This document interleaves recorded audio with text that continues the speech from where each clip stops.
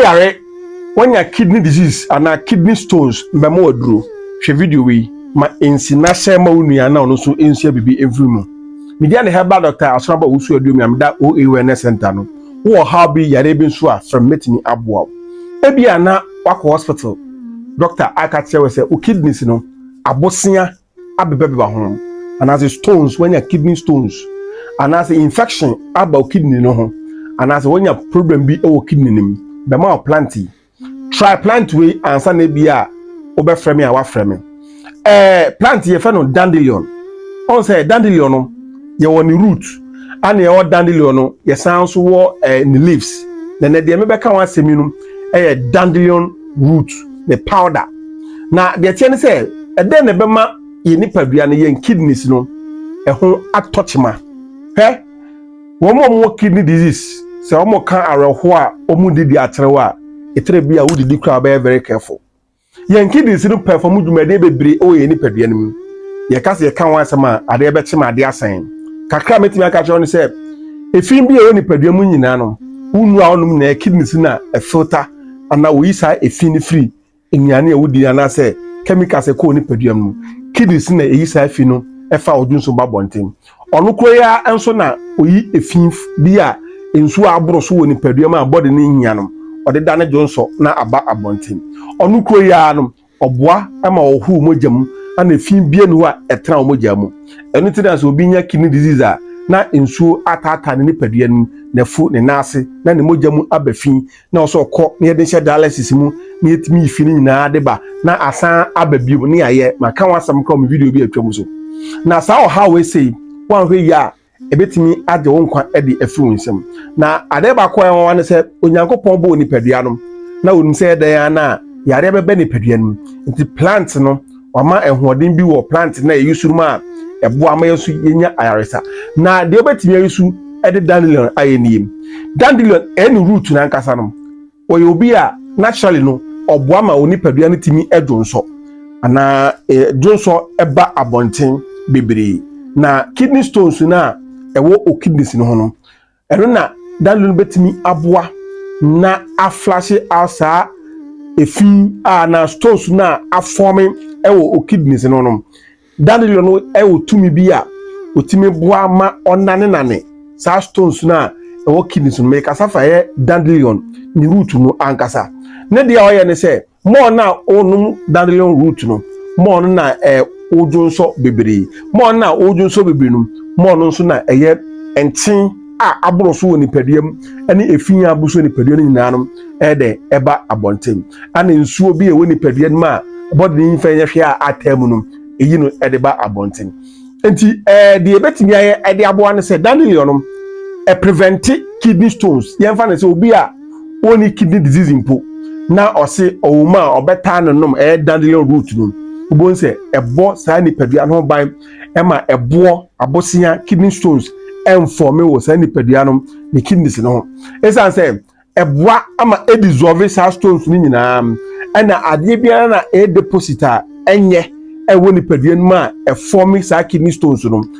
clear sa ade ni nyina ede efi ho no most of times so tanya kidney infections and I say bia UTI urinary tract infections are and I say o blood no problem bi aboma infection aba o blood anima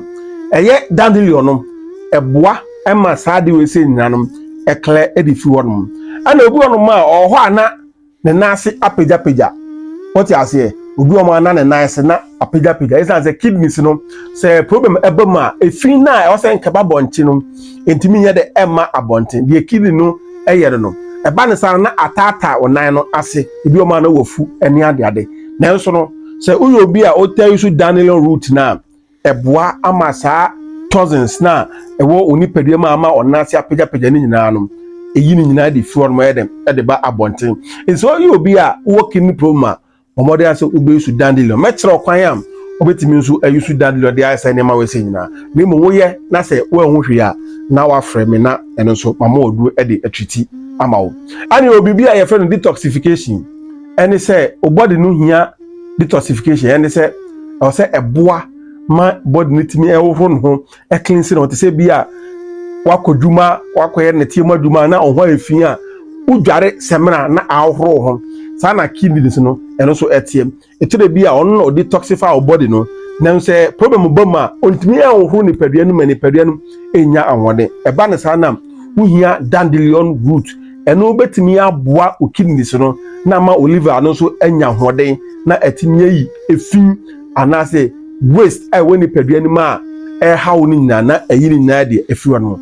de oba ne say dandelion no your leaves ne your root de make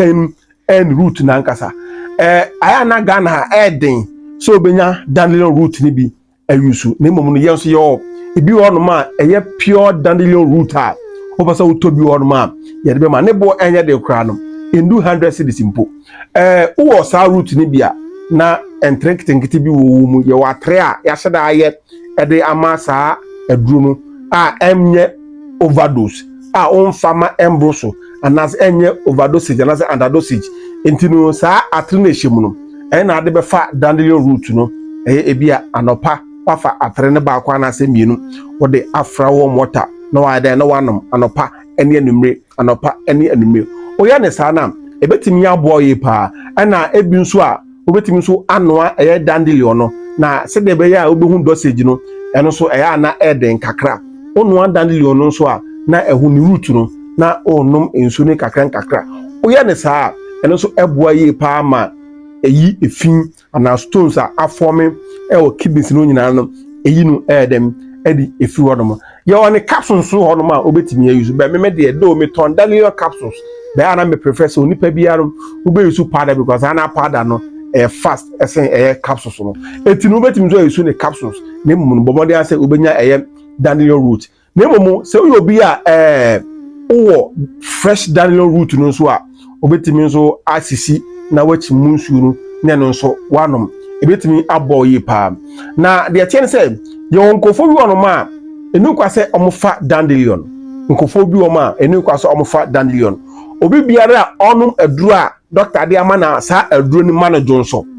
ebia onum pressure duro na saa aduru no ojunso bebere a na osan so use dandelion na jonso ni bere bebere ma ensuo na woni padua mu kra na natural no ebe ni na de ababontin because naturally no dandelion diuretics eboa ma ojunso bebere it is onum pressure duro anase diabetes duro anase aduro bi nani moja